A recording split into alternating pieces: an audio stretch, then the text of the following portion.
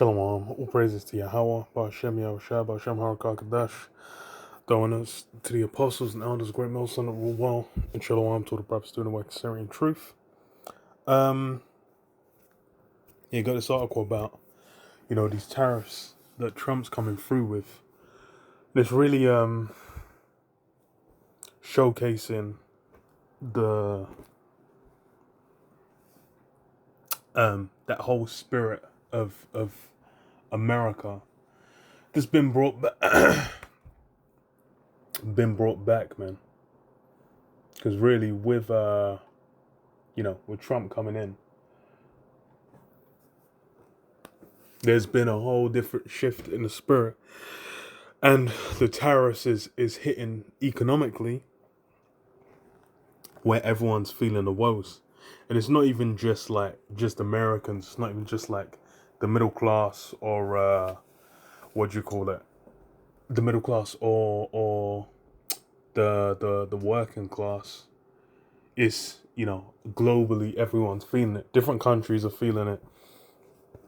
All economies are kind of gonna feel the shocks, because why? It's with one, America, Trump putting tariffs on people. There's back and forth about it, and it's now the world's kind of quaking in anticipation of Trump's actions, which really shows the time we're in.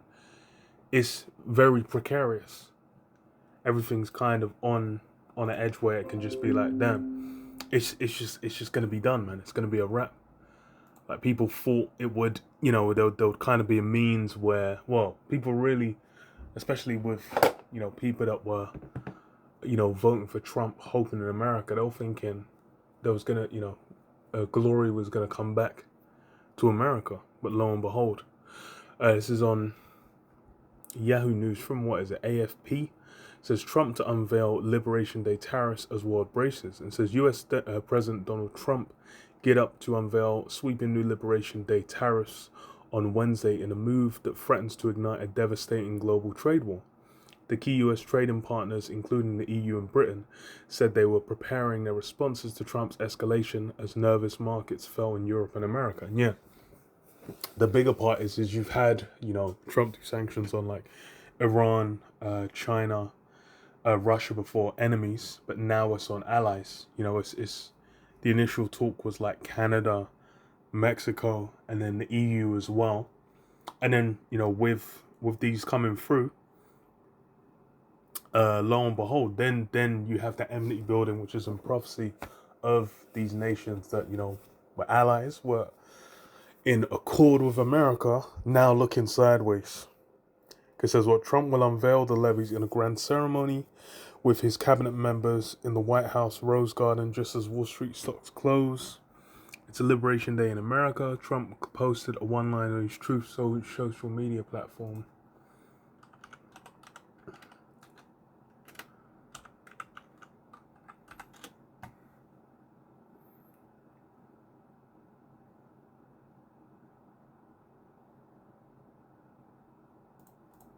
Let's see. It is still not unveiled. On his Truth social media platform. The 78-year-old has promised so-called reciprocal tariffs on friends and foes alike if they target the world's largest economies, saying the levies will stop the United States being ripped off. But Trump has kept the world guessing until the last minute about the scale and scope, with the White House saying he was still perfecting them with just hours to go. Reports say he could either hit countries with tit-for-tat tariffs, impose blanket 20% tariffs, or more probably give some countries preferential treatment depending on their deficits. The Republican president said in his last appearance Monday they would be very kind, but gave little away. So yeah, it's everyone's on edge, because why? As soon as he signs that, it goes in, they get passed into law, then woes are gonna be felt, man. Globally, people are gonna be in lamentation. Which is funny as hell, because it it really does show how, hey, everything's heating up on every level. You've got, the military side's been heating up, politically as well, with social, civil unrest. That's been heating up. You had man just getting shipped off from America out to fucking Gitmo, shipped out to Gitmo, not even knowing not completely unrelated. Like they ain't even done anything.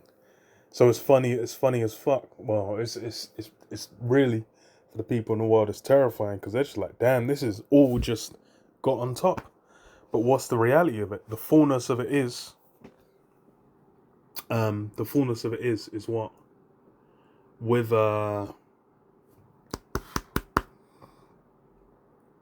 bloody hell. The fullness of it is that, it's prophecy coming together. They don't really have the understanding of just what's piecing together. I might just think like, yo, this is crazy. They'll see racism on Twitter and whatnot, and just be like, damn, that's insane.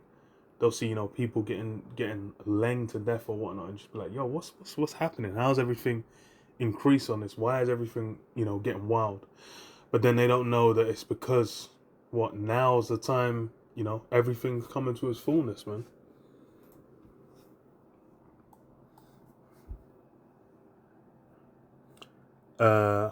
Isaiah 14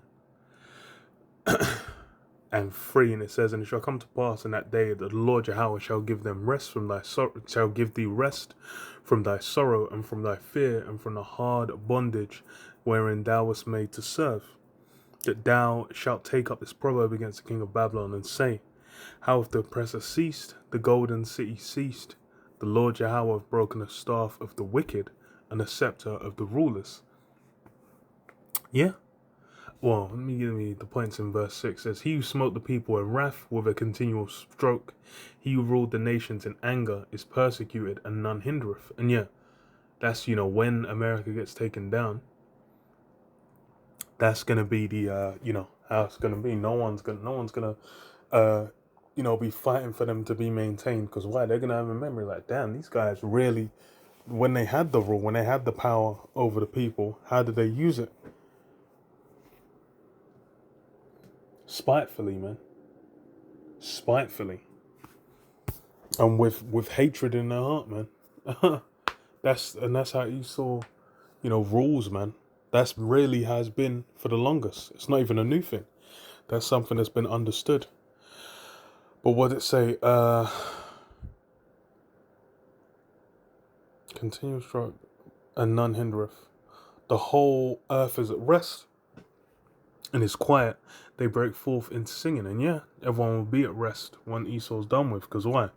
That's the thing, is people are talking about, peace and love and whatever. But what's the truth of it? The truth of the matter is really,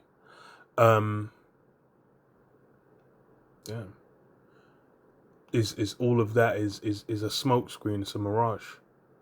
Because why? The reality of what goes down in Esau's rule is what? It's been spiteful, man. It's been cruel.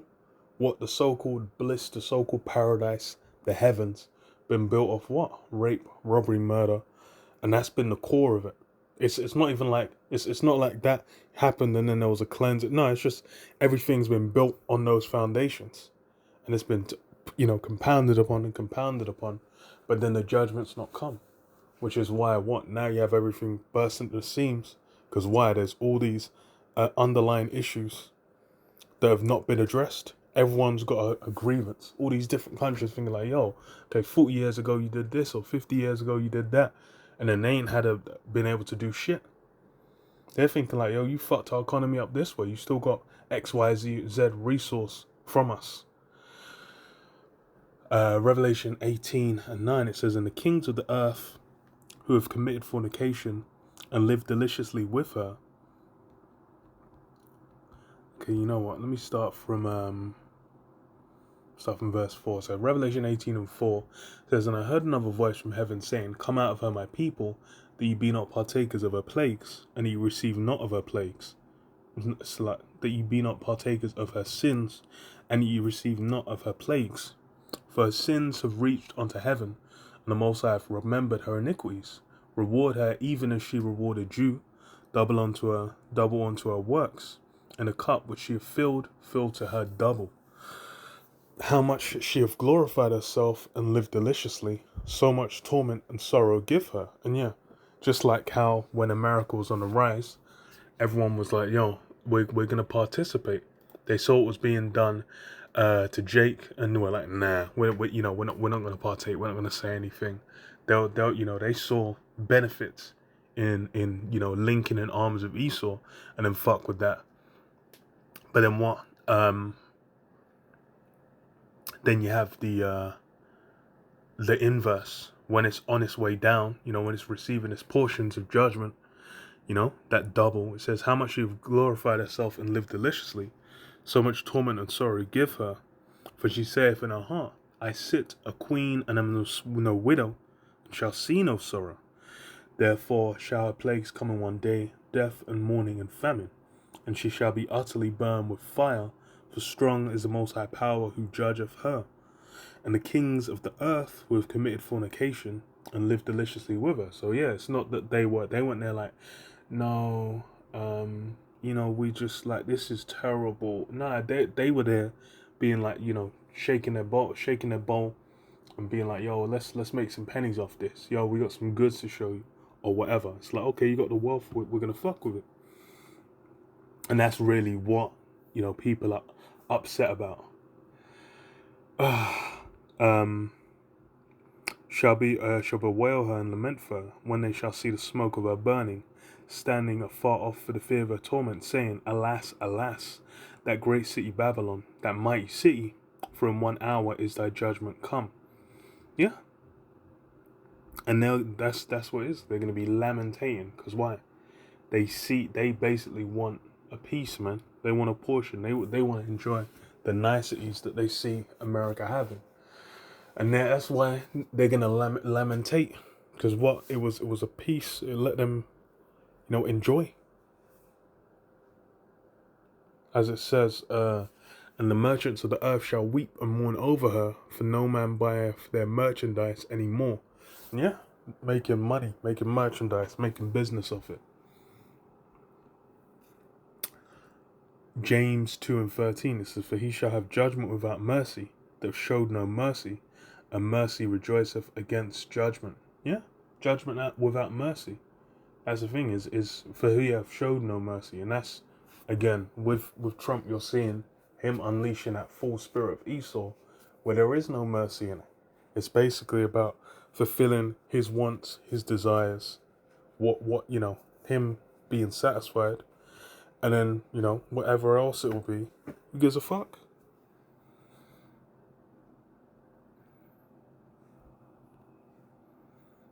Isaiah 33:1, it says, woe to thee that spoilest, and thou wast not spoiled, and dealest treacherously, and they dealt not treacherously with thee.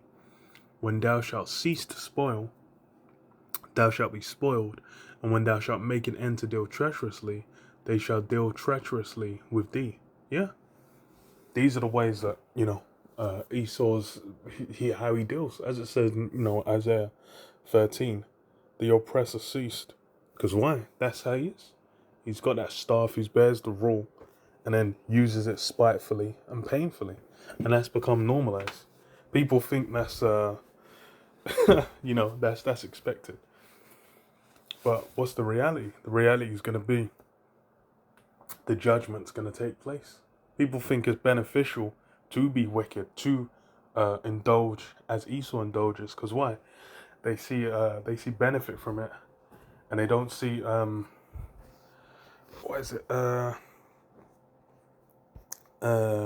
executed speedily. Because judgment against an evil work is not executed speedily. A sentence, yeah. Ecclesiastes 8:11, because sentence against an evil work is not executed speedily. Therefore, the hearts of the sons of men are setting them to do evil. Though a sinner do evil 100 times, and his days be prolonged, yet surely I know that it shall be well with them that fear the Most High, which fear before him. Yeah, because sentence against an evil work is because the judgment doesn't come through immediately or speedily. They think, oh, well, there's a benefit in maneuvering in that way. There's a benefit in conducting yourself as they do. And that's really what it's been. They've seen like, yo, America's had the rule. Fuck it. But they're going to find, man, that brutality, it's going to be turned on them. And then now they're finding out as well. It's turned on its allies as well. People that supposedly at peace. But yeah, I'll leave you there. Shalom. Shalom.